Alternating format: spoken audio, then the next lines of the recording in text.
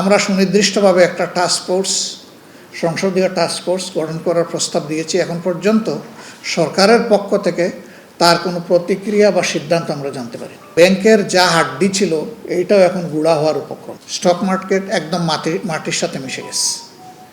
এই দেশে এখন স্টক মার্কেট নিয়ে কেউ কোনো কথাই বলে না। সংসদে আমরা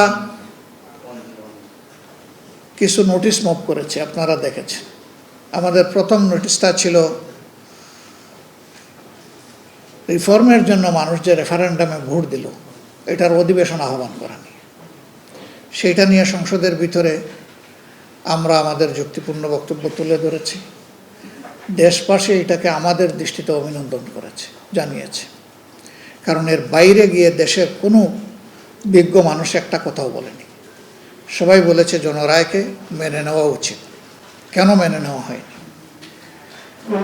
এরপরে আপনারা দেখেছেন ব্যাংক ইস্যুতে আমরা কথা বলেছি, এটাও জনস্বার্থে বলেছি। আমাদের ভঙ্গুর অর্থনীতির দুই অঙ্গর দুইটাই বিধ্বস্ত, একটা স্টক মার্কেট আর একটা হচ্ছে ব্যাংকিং সেক্টর। স্টক মার্কেট একদম মাটির সাথে মিশে গেছে। এই দেশে এখন স্টক মার্কেট নিয়ে কেউ কোনো কথাই বলে না। আর ব্যাংকের যা হাড্ডি ছিল এইটাও এখন গুঁড়া হওয়ার উপক্রম। এ নিয়ে আমরা সংসদের ভিতরে জনগণের পক্ষে কথা বলেছি। আমরা আরও নোটিশ দিয়েছিলাম। থার্ড একটা নোটিশ কী ছিল জানেন? হ্যাঁ, প্রবাসীদের সমস্যাগুলো নিয়ে। সেখানে আলহামদুলিল্লাহ সরকারি দল বিরোধী দল সবাই খুব গঠনমূলক আলোচনা করেছে।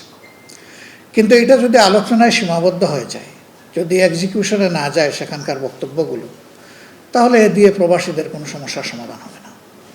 আমরা সুনির্দিষ্টভাবে একটা টাস্ক ফোর্স, সংসদীয় টাস্ক ফোর্স গঠন করার প্রস্তাব দিয়েছি। এখন পর্যন্ত সরকারের পক্ষ থেকে তার কোনো প্রতিক্রিয়া বা সিদ্ধান্ত আমরা জানতে পারিনি। আমরা মনে করি যে এই ফর্মের একটা বডি যদি গঠন করা হয় তাহলে প্রবাসীরা উপকৃত হওয়ার মানে হচ্ছে দেশ উপকৃত হওয়া। তাদেরকে মূল্যায়ন করলে তারাও দেশকে সব কিছু উজাড় করে মূল্যায়ন করবে, এটাই স্বাভাবিক, এটা তাদের পাওনা। তা আমরা সেই অপেক্ষায় আছি।